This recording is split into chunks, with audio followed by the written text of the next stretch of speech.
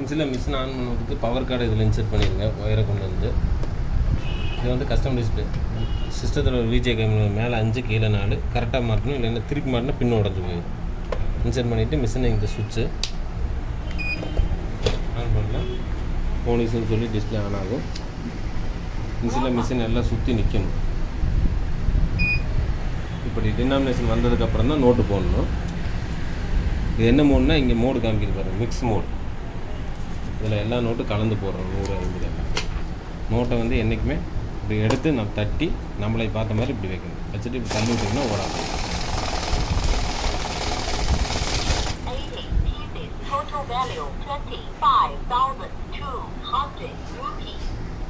இது வந்து mix mode. 80 note இருக்குது. இதில் 100ல் 4 பீஸு, 500ல் 32, 200ல் 42, மொத்தம் 80, 25, 200. நோட்டை வந்து நீங்கள் எந்த தலைகளாக வைக்கலாம், நேராகவும் வைக்கலாம். எந்த பொசிஷனில் வச்சாலும் கரெக்டாக தான் இருக்கும்.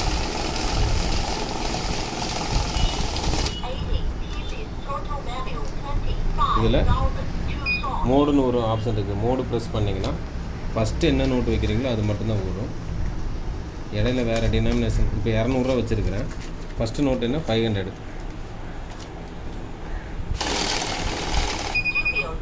மட்டும்தான் ஓடும். இந்த நோட்டு வந்து கணக்கில் எடுத்துக்காது, டிஃப்ரெண்ட் லென்த்து. மறுபடியும் ஸ்டார்ட் கொடுத்தா மறுபடியும் 500 வர வரைக்கும் மிஷின் ஓடவே ஓடாது. இப்போ 200 வந்துருச்சு. இப்போது இதெல்லாம் கணக்கில் வரல. 32 500 நோட்டு இருக்குது, 16,000 ரூபா. இது இந்த மோடில், ஷார்ட் மோடில் இன்னொரு ஆப்ஷன் இருக்குது. ரைட் சைடில் இங்கே பேட்ஜுன்னு ஒரு பட்டன் இருக்குங்களா, பேட்ச். இதை ப்ரெஸ் பண்ணால் இங்கே பேட்ஜுன்னு ஆன் ஆகிடும், 100ன்னு.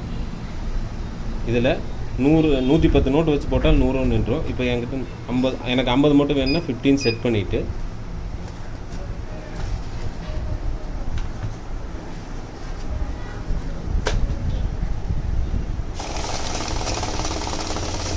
$43, அதே 200 தான் வைக்கணும். மாற்றி வச்சாலும் ஓடாது. என்ன சார் இப்போ 50 வந்தோன்னு நின்றுச்சு. இதில் 50 நோட்டு இருக்குது.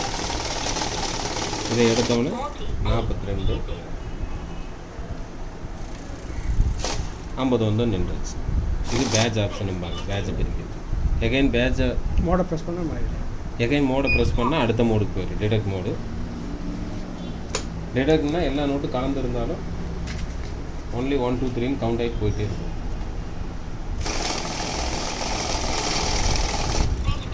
இந்த எம்ஜி யூவி எம்டி இதெல்லாம் ஆனில் தான் இருக்கும் எல்லா மோட்லேயும். இது ஆனில் இருந்தால் தான் கலர் நோட்டு வந்தால் பிடிக்கும். எகைன் மோடு ப்ரெஸ் பண்ணால் கவுண்ட் மோடு.